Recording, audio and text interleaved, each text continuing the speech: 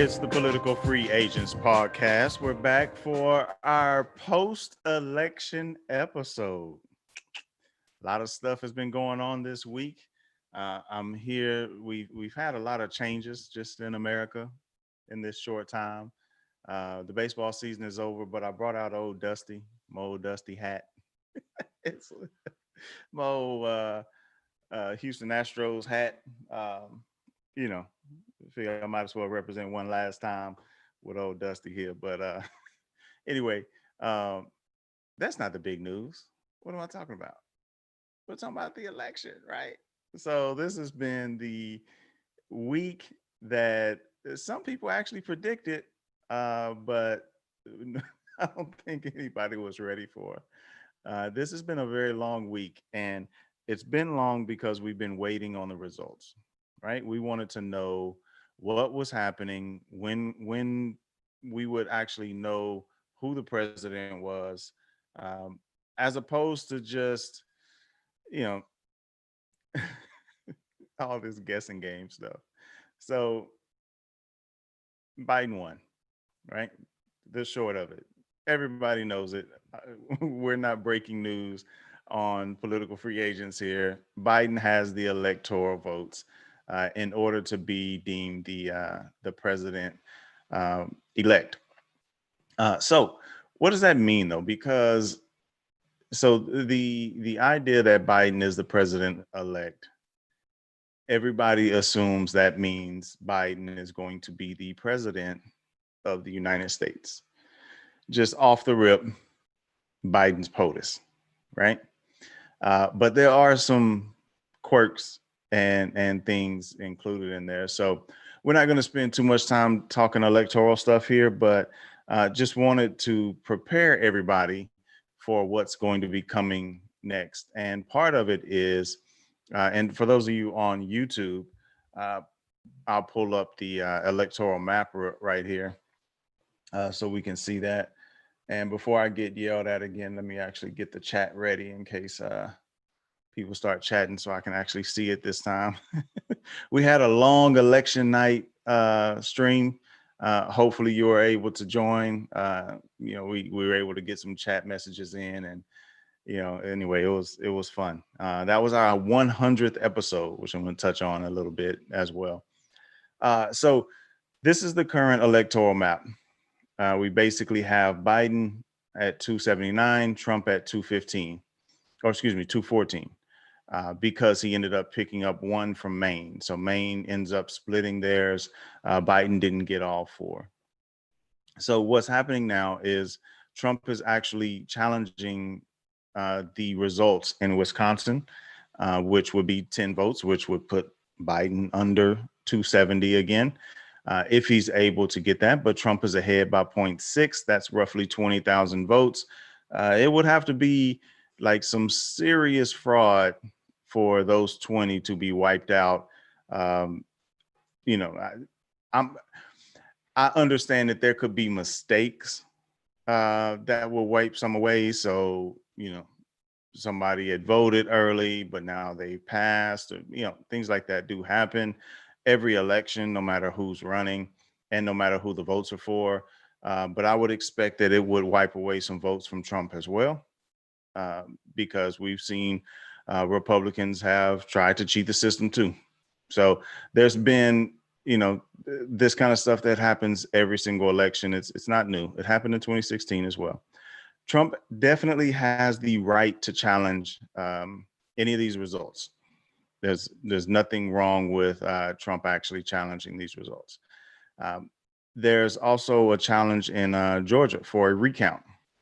So Georgia has not been called for Trump, but because it's less than 5%, thanks to Cameron, give him a shout out, one of my Atlanta connects here. Um, it has to be more than 5% for there not to be a recall, but under 0.5%, excuse me, but under 0.5, they're going to go ahead and do a recall, and we're at 0.2. So Biden's leading, but they haven't called Georgia. They haven't called Arizona yet. It's at 97% reporting. They're not pushing for a hard press in Arizona to try to flip or try to challenge those results because he feels like he has a chance. So, where he feels he has a chance, he's not going to challenge it, right? Like he's just like, yeah, we're gonna let this ride. We're gonna let this roll. Pardon this loud chair here. Um, but Nevada actually came in, and this one actually ended up being bigger than I expected. It's only 96% reporting, but they called it for Biden based on all the electoral math they do here. But Biden, he almost won this by 3%. It's 2.4%. So they may end up challenging here as well. But the big one that they've been talking about is Pennsylvania. That Pennsylvania is uh, rife with corruption, specifically Philadelphia is rife with corruption. And I mean, hey, look into it. Like I'm never of the mind that, just because I think that you are not a good person, and I think that you're um, a bad president, that you're lying all the time, right? Obviously, I think they're doing a heavy amount of lying right now, and they're not presenting any proof. But they could be right in some of these cases, that there could be some issues here. It's just I've looked at all of the information they provided, all of the evidence that they've said. They have videos of like a guy in Georgia that was crumpling up a piece of paper, and oh my God, look, he's throwing away votes, and he flipped off a vote. And of course, they think that it's somebody for Biden because he's black. Oh, but remember, Republicans don't play identity politics, right? They don't do identity politics, but they see a black guy doing something while he's counting votes, and all of a sudden, oh my God, we need to challenge the results because this black guy did something, right? Everybody plays identity politics. All of them do. It's nothing new. They all do it. But in Philadelphia, they actually came through pretty heavily. It's 81% to 18.2% in Philadelphia. Philadelphia County specifically. Like that's ridiculous. That's a high margin. And I'm not going to go through the 2016 compared to now, but that is a higher margin than Hillary in 2016. And also Pittsburgh came through. And one of the big ones that Trump lost here was Erie. Erie was actually a place that Trump had mentioned that he didn't want to go back to, and then the pandemic hit and he had to go back to, and I don't know what exactly played into it, but Erie didn't show up for Trump either. He also missed some of these other places around here that are normally Trump country, but even in some of these heavily Trump territories, he actually missed. Like if you just look at these percentages, Biden was almost running 30% on some of these, 25 to 30%, and that factors in, right? But ultimately, the next step in this entire process is they're going to challenge these votes. This is the sample electoral map that you can do. You can, on CNN, you can kind of put things up. I know this isn't great for those that are on audio, but I'll just get this into our current state of where we are. And then I just want to run through this one scenario of how everything will look if we get to the point where Trump actually has a position to actually win here. So to cause some trouble in that sense. All right, so we were close. I think I messed up one of these, but I have 279 to 170 or 114. The New England, Nebraska. All right, so we're slightly off here in the vote totals, but there we go, 279 to 214. All right, so we're close. So the scenario that we're looking at here is it's kind of thought of that North Carolina is going to go to Trump. So right now it's at 98%. Trump has 50% of the vote. Biden has 48.6.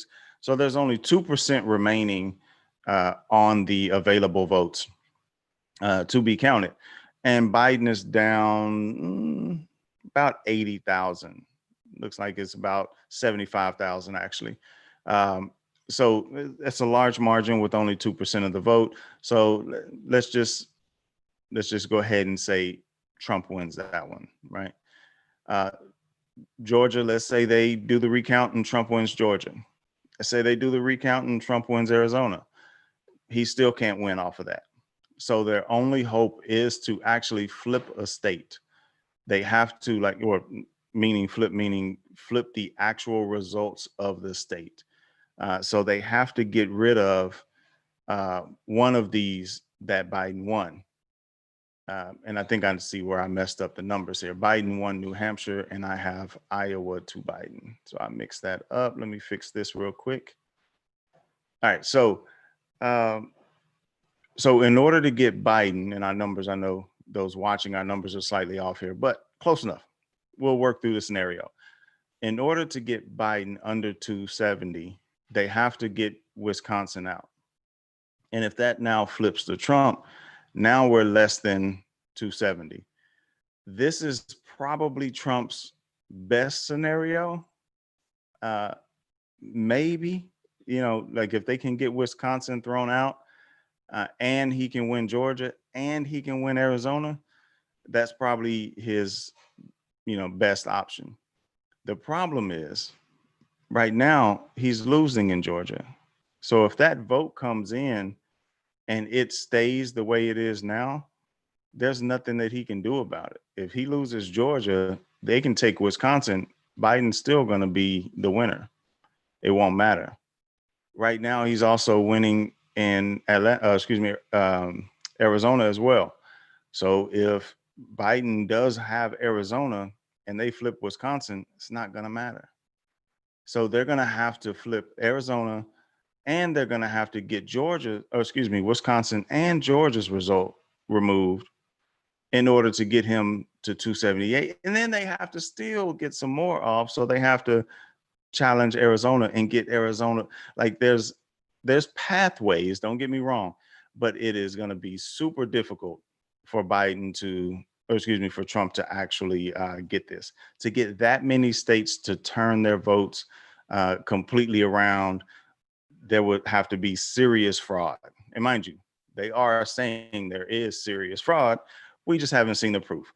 I'm holding out hope, or excuse me, not hope. I'm holding out judgment, full judgment on that, because I want to see. I'm always open to show me what's going on, and I just haven't seen any of that now. But we'll see. Maybe whenever they challenge things. But the likely scenario, if everything stays the way it is right now, is Biden's going to end up being at about 304.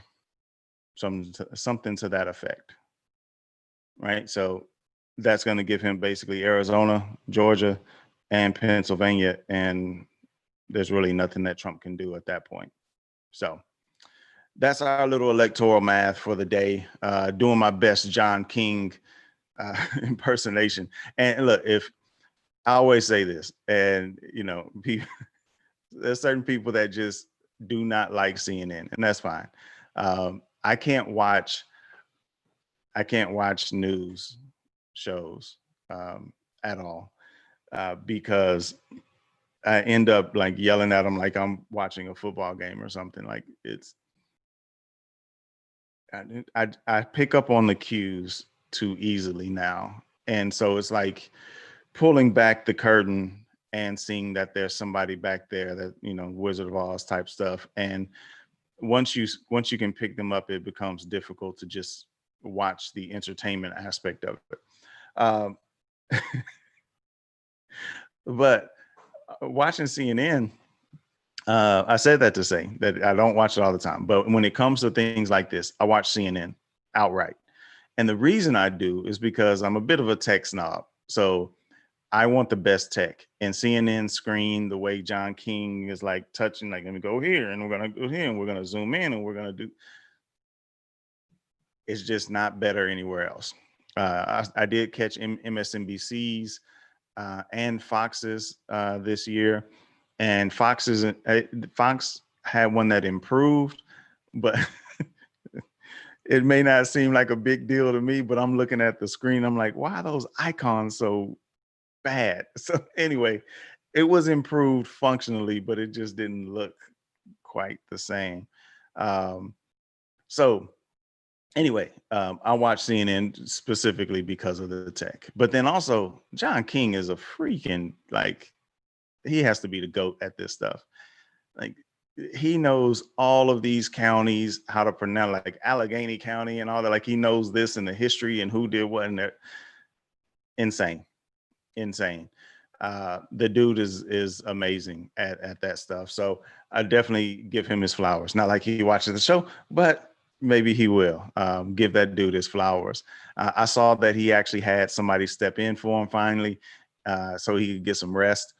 My wife was like, "Is that the same blue suit on John King?" Not the guy that stepped in, but the guy that stepped in, he seemed to be doing okay as well. So, is maybe he's going to be taking over in due time. But it was a long week. It was kind of expected, and so here's part of the problem with the slow roll of the mail-in voting.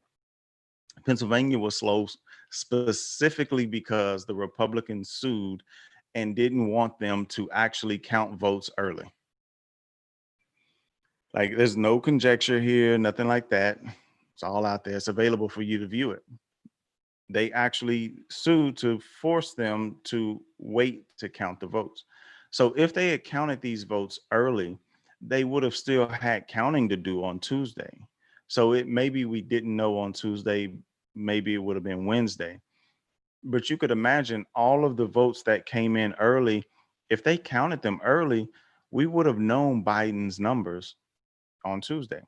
There wouldn't have been controversy of, oh my God, Philadelphia, the numbers came through and it's, now Trump is losing. How did that happen? You know, like, we would have known that. So there's all these little nuances that you have to pay attention to um, in here. And I'm not saying that the Republicans are solely responsible for any of the things that are going on, because they all fight to get their own desired position and rules and all those sort of things. They all do that. So I'm just saying, specifically in Philadelphia, they fought to have the mail-in ballots counted after. North Carolina is like, well, why are they not reporting? Well, they're not reporting because they can't start voting until Monday. Again, they're doing all these things about these lawsuits and that sort of stuff. And so part of the Pennsylvania battle is going to be trying to remove votes by way of saying they came in late and we can't have late voting, basically. Um, and so basically, they want to say it was wrong for the state Supreme Court to rule and say that they can receive ballots. Uh, I think it was, so some of the ballots they could receive up until Friday, I believe it was. You could have it as long as it was postmarked before 7 p.m. Things like that. You can have those ballots show up. So those are some of the things that have happened, that have been going on, that people have been going back and forth about. And they're saying the Supreme Court should not have the state Supreme Court should not have decided what the legislature is supposed to decide, right? Mind you, it wouldn't have been an issue if Trump won the state. Let's just be clear. If Trump won the state, they would not be fighting in Pennsylvania. The Democrats probably would, but they would not be fighting in Pennsylvania for this. So we have Broder in the chat. How you doing, Broder? Greetings from Amsterdam. Glad to have you. So this kind of stuff is going to happen. You're probably going to hear a ton about it this week. It's going to continue to go on. You're not going to be, people may not be so focused on this part of the news cycle as much because, it's, they have an answer, right? For us, political nerds, we'll focus, we'll pay attention to it and those sort of things. But from from the general public, not really going to pay attention. And that's fine. But tune in to Political Free Agents on Tuesdays and Sundays. Sorry, I had something in my mouth. Tuesdays and Sundays Sundays at 2 p.m., Tuesdays at 7 p.m. And we'll keep you abreast of everything that's going on. So Biden gets announced. This is like I don't think there's a more appropriate, like when I first heard this, my first thought was, how apropos is that? So Saturday comes, we don't have an announcement yet. They go to tell Trump, what is Trump doing? Golfing. You can't make this stuff up, man. Trump was golfing when he found out. Like that's just, it's apropos. There's no better way to put it. It's apropos. And of course he's bothered. I think one of the things that bothered, so the grift is still strong. And the grift is raising money and taking that money and finding a way to get it into their own pockets. It happened in 2016. They were everywhere they went. It was Trump water, Trump this, Trump that, staying at Trump hotels, like all of that. And so the campaign money was doing what? Flowing into Trump's pockets. Trump's plane, which obviously, costs a lot. So all of that money was flowing into Trump's pocket. So at that point, your president, what do you fly on? You don't fly on Trump's airplanes anymore, so they have to find another way. So, but they've been doing this grift for the longest, where any little thing that happens, they send out an email and they're like, hey, we need you. Like, shoot, I can pull up some emails. So, I get their emails and like they come in and they're like, hey, we need you. You're our number one of our top supporters. And I'm like, you guys aren't checking your email list. But now they're sending these emails that are, they have an official election defense fund. They say, we need you to step up, claim your 1,000% offer. So basically, if you contribute $20, they'll contribute $220. If you contribute 10, they'll give 110. Basically 100% offer. Fight back now. Just a PSA, don't give your money. Don't give your money to this campaign. We've talked about this before, and specifically this campaign for fighting the system. They don't need it. Like, let's just start there. And I'm not saying that, like, I don't control your money, right? So it's your money. Do what you want to do with it. But basically, they've raised almost 600 grand specifically Donald Trump for president, not his super PACs and all of those other organizations. Trump's campaign has raised $595 million. They have spent $574. This is according to opensecrets.org. All of that information is available. So they basically have what, $21 million right there. They have a super PAC, the American First Action Committee, which raised 128 million, spent 107. That's another 21 million. So now we're at 42 million. And then you have the Preserve America PAC, which is 84 million and spent 78. So there's another 6. So we're almost at 50 million. You're telling me that your lawyers cost so much that you need more than $50 million to fight for something that is built into the Constitution to be able to do? Nah, bro. You can't pull that one over on me. So, I mean, I'm not gonna give him money anyway. But I'm saying for you that listen, that support Trump, I just think it's important that you understand that they have the money. They don't need your money. They don't. If they really want to fight this and they really want to try to win this, they don't need that much money in order to do so. This isn't going to be a 2-year battle. It's not. This is going to be over very soon. and we'll know answers to the Supreme Court. The Trump campaign already, they put in a dispute in Georgia, or dispute, excuse me. They had a lawsuit in Georgia. And so those lawsuits, or that lawsuit was that they saw 53 ballots um, being just placed on a pile in after the polls had closed. Well, that first off, that's not how it works. The ballots were actually locked up, so you know this is not it's not what it is. But they had the right to put the lawsuit in, and it was summarily dismissed. I think Wednesday or Thursday, right? There's no need.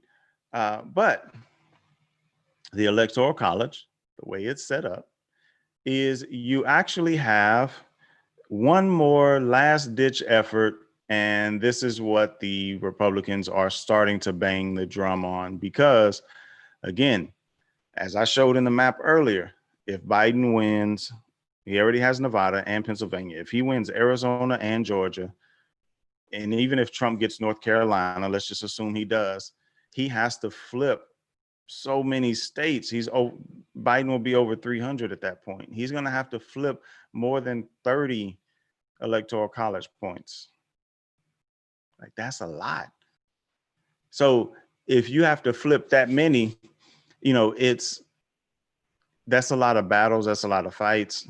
And it's pretty much over at that point. Like, being able to flip, people are comparing this to Florida 2020. And that's why I say this is not Florida 2020 or 2000, excuse me. Florida 2000, it was basically one state. It was mainly Florida that they were fighting and dealing with, that they really needed to take care of and flip. And basically, I mean, Florida's 29 electoral votes. So those 29 electoral votes is what they needed to be able to get over the hump, basically, and change the selection. And that's what they ended up doing. But Al Gore was deemed the winner, and then shortly thereafter wasn't. So, and then history was written. But the electors, so here's how the Electoral College works. And this will be the last point on this, and we're going to move on.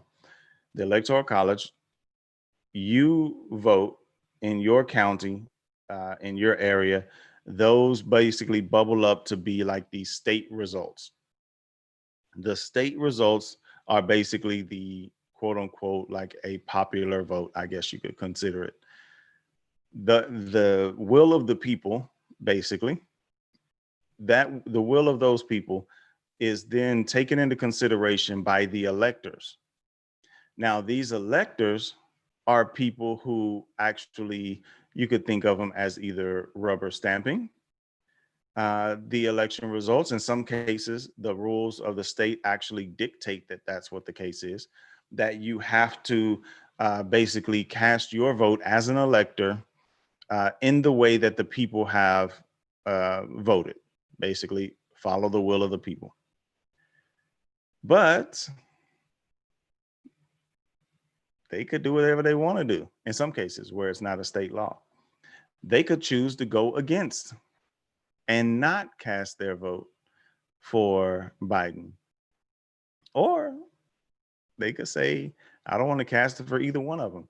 I want to cast it for somebody else. They could cast it for Bernie. It's happened before. So that happens, I believe it's December the 6th or something like that. I'll see if I can find it real quick. But basically or maybe it's the 16th. Basically the votes end up, they have to be counted from the 4th to the 14th. This is according to the CRS report on congress.gov. And so the general election is November 3rd. And then the counting of the popular votes and basically filing everything and saying, yes, it's all done, happens between November the 4th and the 14th.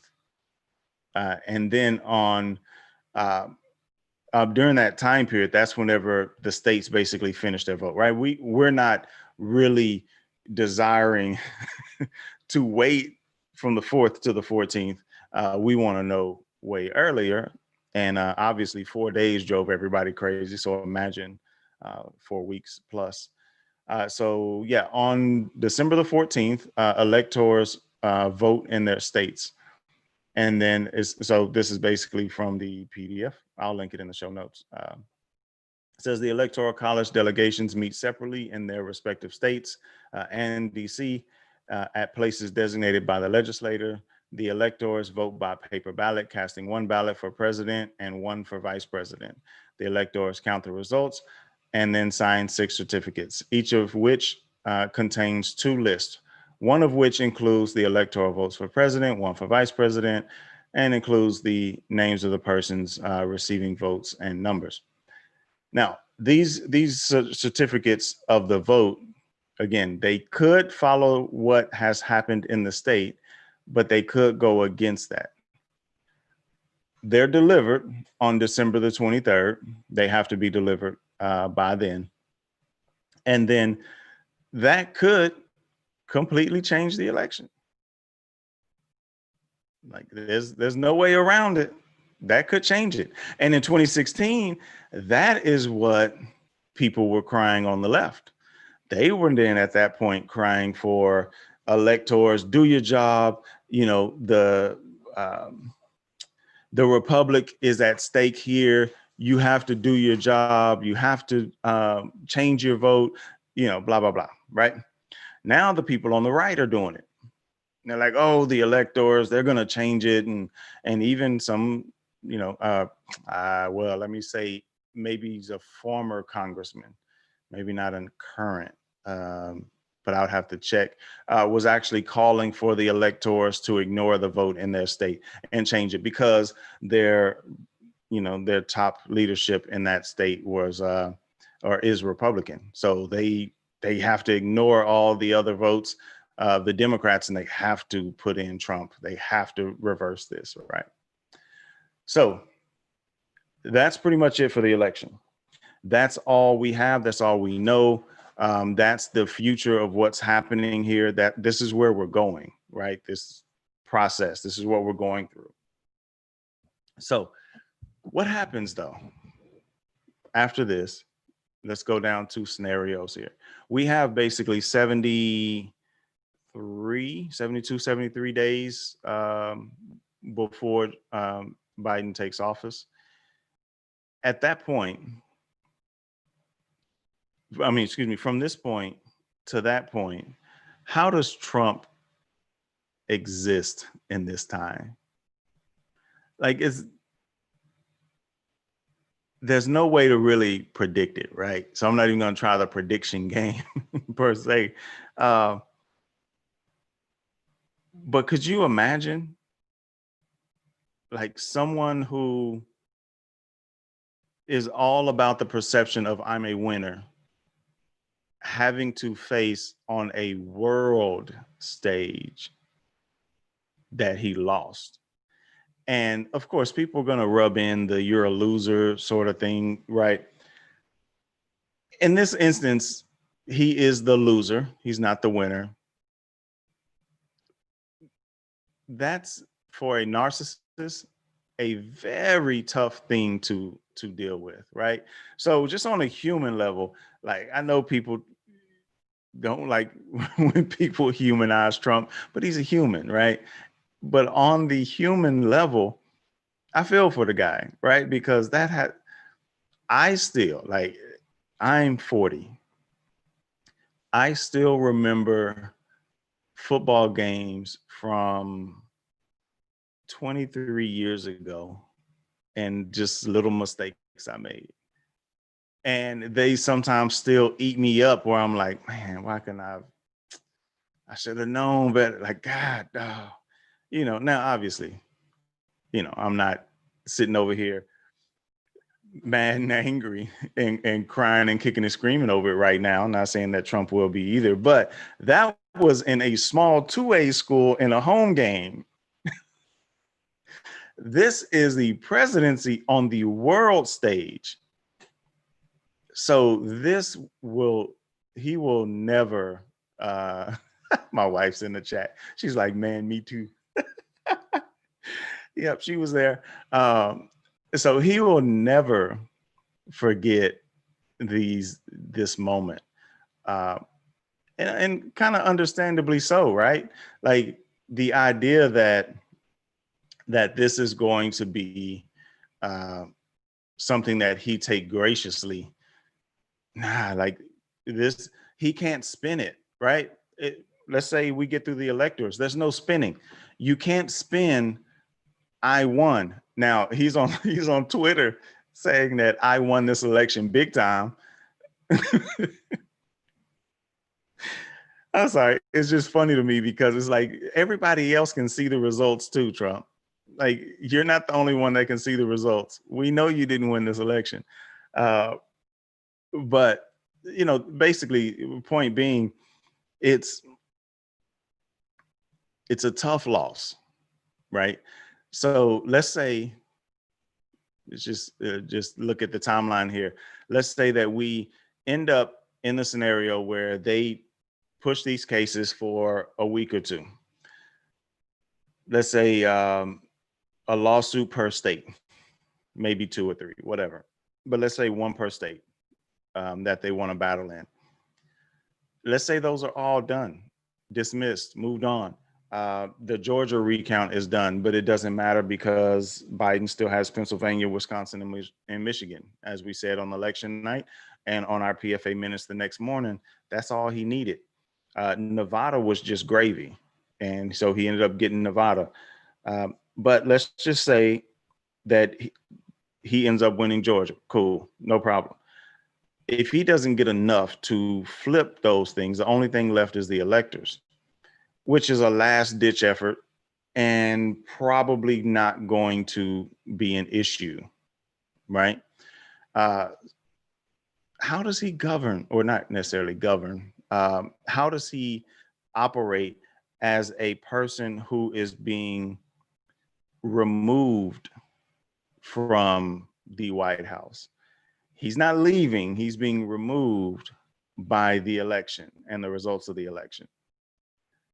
How does he cope with that? What does he do? Like I was talking to a friend and he's like, man, they're gonna make this like one of those foreclosure parties where they have a party the night before and they just trash the place, right? And figuratively speaking, not that he's going to be defecating on the floor and throwing beer bottles. This is something they used to do in Arizona when the housing crash happened. But the idea that he would just say, bump it, and just start, tossing out pardons and doing those sort of things. Like, we have no idea what this dude is going to do. We have no idea how he's going to act. What's he going to say?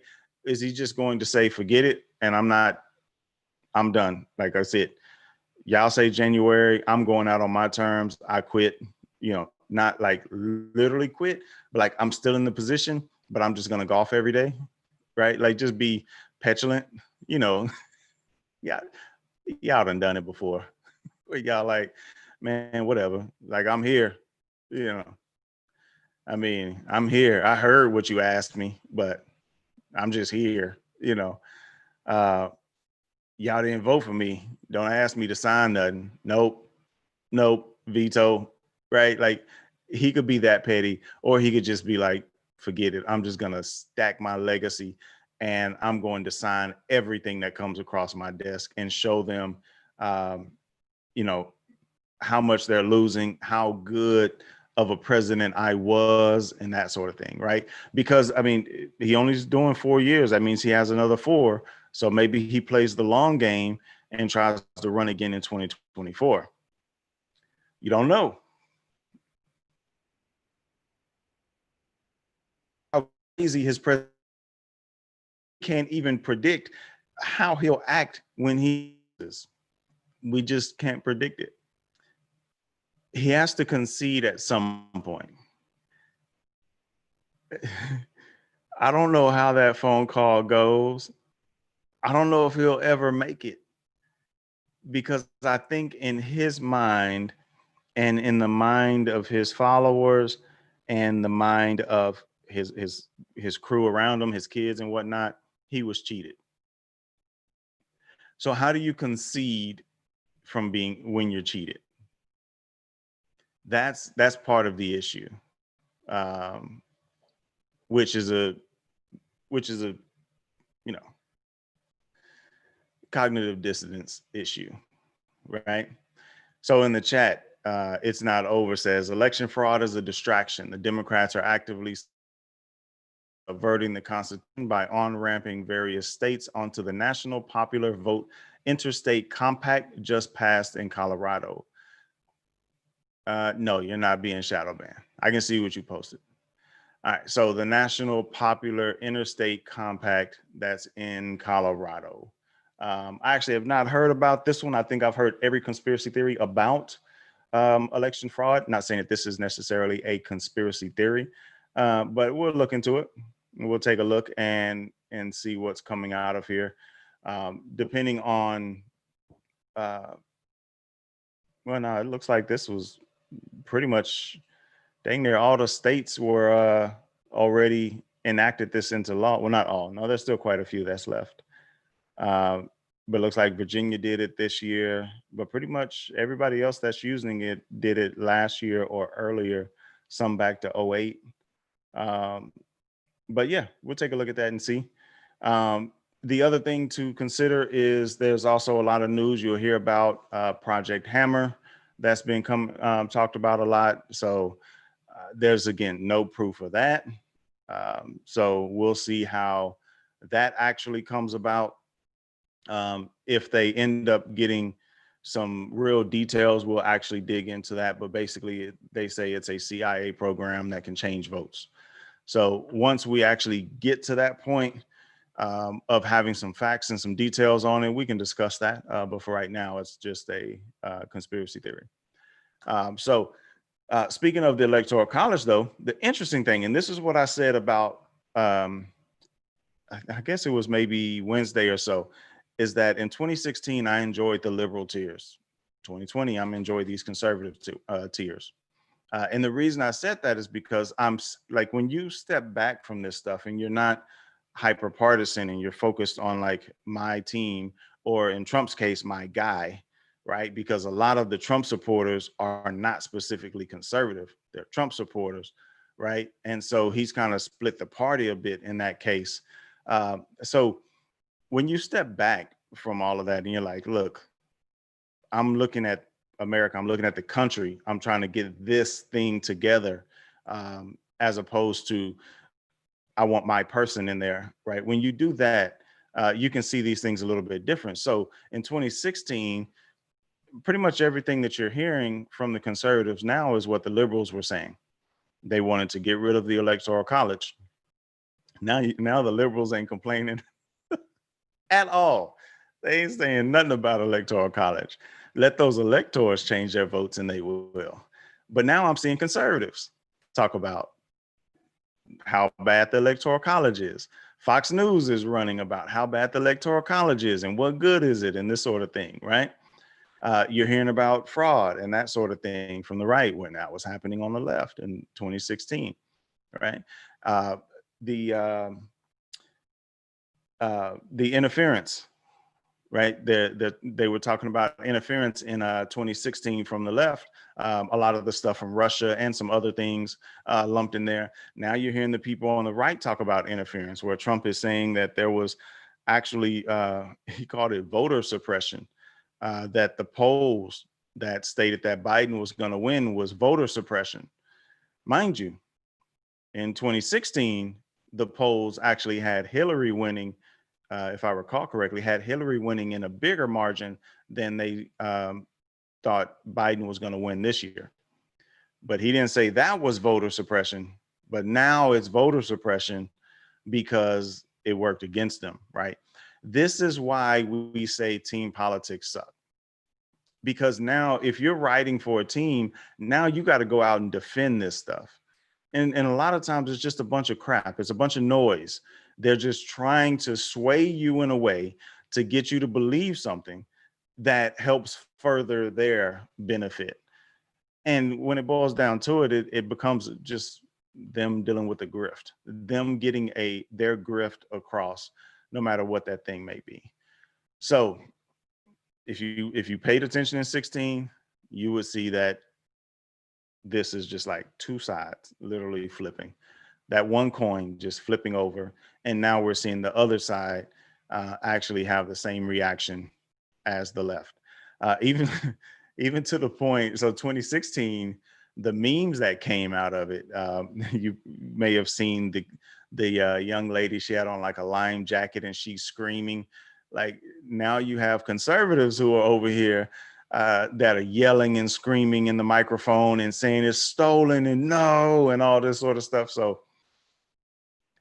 this is why I say, look, people are gonna be people. Your party doesn't make you who you are. It doesn't define you. It doesn't make you good or bad, unless one of the parties was the KKK party. then we're just gonna assume you're bad. Uh, but your party doesn't dictate your humanity.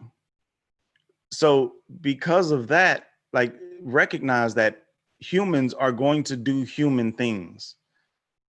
That just is what it is, man. Like, humans are going to do human things.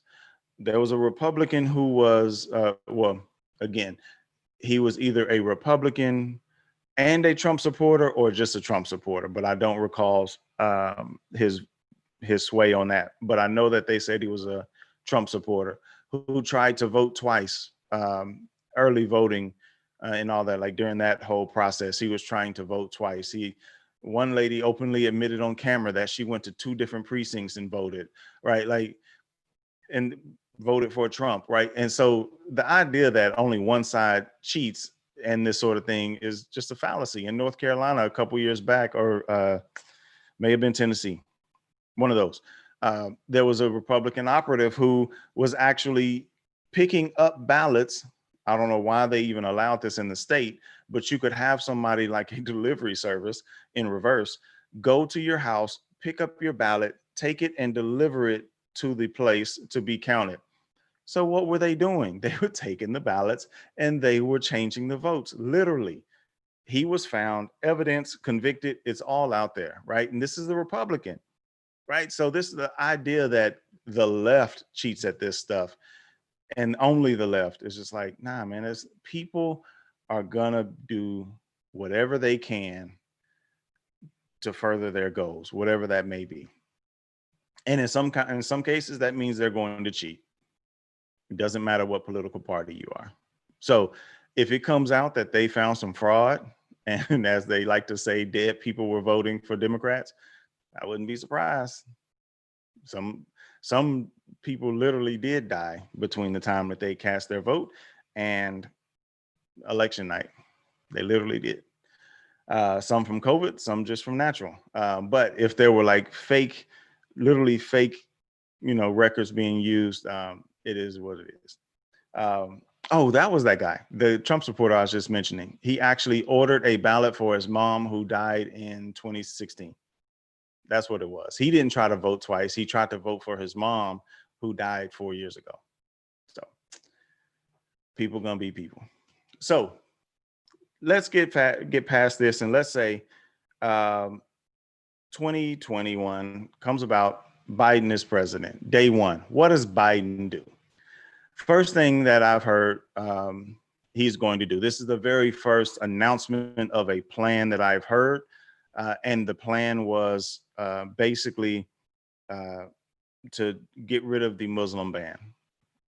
It's gone. Get rid of it. Day one, he signed an executive order, and that's out. I'm interested to see what other executive orders he pushes, because he's talked a lot about women, people of color, Black people specifically, and then of course COVID. Like, what's going to be the overarching theme of his day one? Walk from the inauguration podium and go sign something. Muslim ban for sure, but I'm just very curious to see what the other things are that he actually pushes. I think it'll be interesting to see if he actually has some plan with the Black community. So the whole Ice Cube saga, we've covered this before. I'm not going to go through all the specifics, but basically Ice Cube was had a plan that was called the, I always have to think about it because it was the letter CWDB. So the contract with Black, CWBA, contract with Black America. And that contract, he put that together with Dr. Claude Anderson, which have his book around here somewhere. But Dr. Claude Anderson and some other economists and things like that, he put this plan together. Both parties called him. Democrats, Trump campaign, or both campaign called him, I should say. The Trump campaign actually got in touch with him. They worked together, communicated. They put out the platinum plan. We've covered the platinum plan before. The Biden camp, they say, we'll talk to you after the election. What's after the election? So what do they present? Do they, between now and January 20th, what do they do? Do they have some plan that they bring about? Does he do something on day one? I'll tell you the one thing I would love to see him do. Day one, remove marijuana from the federal drug list and make it legal from the federal level. Obviously, states still have to deal with doing it at the state level because states have rights. But from the federal level, I would love to see that.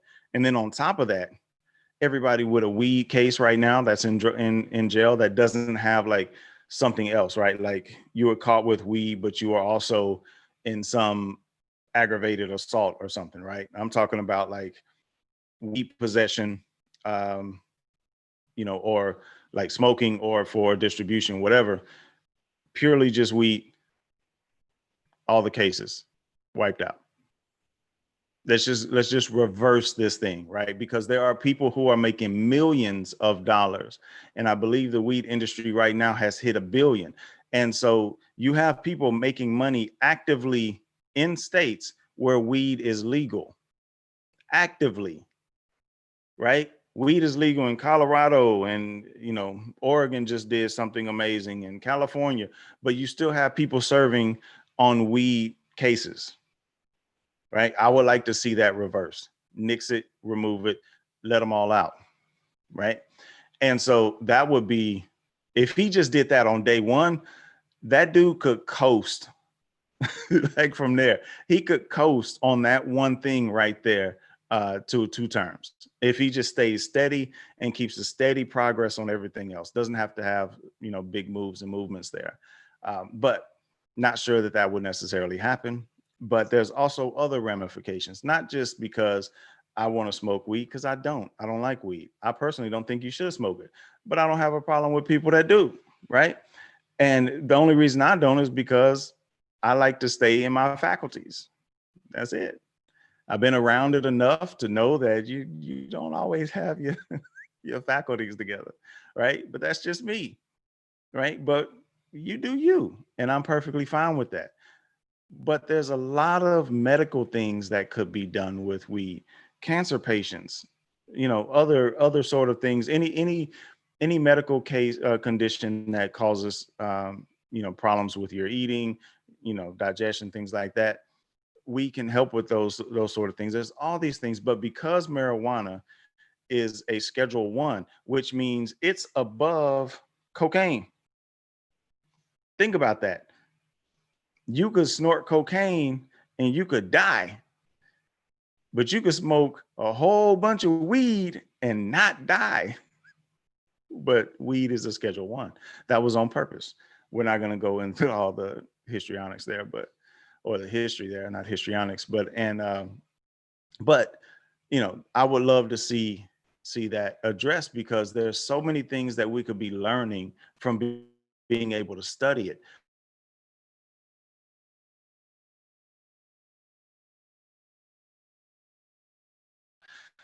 Whenever it's a Schedule 1, right? So that's something I would love to see fixed and addressed. Hopefully they do. Looking forward to that. Obviously, there's other things that I'd like to see healthcare related, but I think those things, that's not going to be an executive order. I think those things are going to have to go through Congress, just straight up. So anyway, let us know. I'm curious. Hit us up at PFA Podcast on Twitter, Instagram, and Facebook.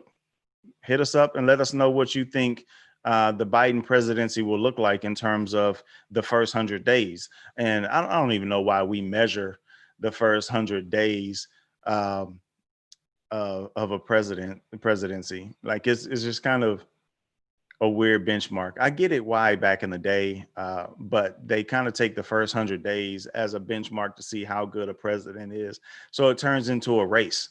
And then after the first 100 days, they're working on reelection. Like that sucks. Like for us, like that sucks because then they're taking these calculated steps to try to make sure they can get reelected as opposed to truly solving our problems. Right. So I'm interested to see. Hit us up, let us know. But I'm hoping to see, some movement in the HBCU space.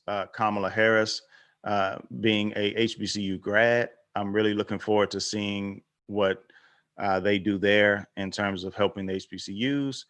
I'm really hoping they come through with something for the Black communities, specifically the impoverished areas, which is like the old cliche goes, if you want to stop, crime or fix crime in your area, give them a job.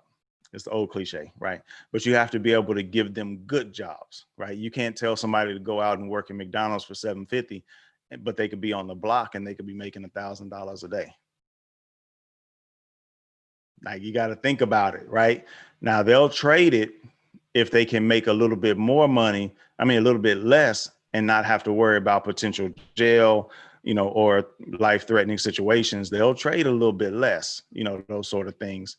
But it's going to be interesting to see what they do in that case. So I'm holding out hope. I held out hope with Trump that Trump would be able to come through and do some things. Ended up not turning out the way that we thought it would turn out.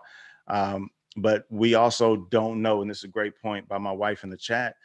They said COVID is going to be a priority. And yeah, like we're going to enter another financial collapse. We're not done. Like they staved it off by like putting us on pixie sticks again to try to keep the economy up. This thing is going to take another turn at some point. Our cases are rising drastically right now. There's likely going to be a shutdown before Trump's even out of office. And if they start shutting stuff down again, what do you think that does? That starts shutting down businesses again. That, now the income stops flowing as much. And so then we ended up hitting another financial crisis. So all of those things are all going to be in play. He's not coming into a situation like Trump was. Trump came into a situation where the economy was, it was in a pretty good position from those perspectives. I'll put quotes on that, specifically because even back then I said the economy was built on pixie sticks for the most part. And so he came in with taking over a machine, a car that was already going 100 miles per hour down the road. And all he had to do was not crash it. Well, COVID kind of jumped in the way, crashed it, right? And we're still dealing with those effects. Biden is taking over a situation that's probably worse than what Obama was taking over. Obama took over and there was this housing crash and we're able to get that worked through and that sort of thing. He dealt with pandemics, multiple back then, but that was over the course of his presidency. But Biden is coming in with a pandemic and a financial crash. Jesus, like the deck is stacked against him. So we don't know really what it's going to look like in January. If it's following anything like it's going right now, is going to be a rough first 100 days for Biden. And my wife is right. It may just be COVID. I know he's going to do some things day one, sign some executive orders. That's what they all do. But yeah, there's going to be such a strong focus on COVID. It's going to be interesting to see. And of course, we're going to be here to call out all the hypocrisy because, you're going to find that the people on the right are now going to be looking to blame Joe Biden for handling COVID, and Joe Biden did this and Joe Biden did that. And then the people on the left are going to be like, Trump did it. Joe Biden's just trying to fix it. And I'm sorry, kind of choked myself up on that one. But that's natural. It's going to happen. I trust that our listeners aren't going to be doing that because our listeners are political free agents. You don't buy into all this team stuff, right? That's right. Hit us up at PFA Podcast on Twitter, Instagram, and Facebook. Go to politicalfreeagents.com. Click the YouTube link there and hit like and subscribe on our channel. The reason being is it helps us get more subscribers. And once we get enough subscribers, we can actually get our official name. YouTube kind of changed the game on how they do those things now. So anyway, hit like and subscribe. You'll know every time we go live. And also we put out more content on YouTube. We put out Political Free Agents Minutes, our PFA Minutes, and it's just shorter clips that kind of break some things down here and there. So go subscribe, check us out, and we'll catch you on the flip. PFA.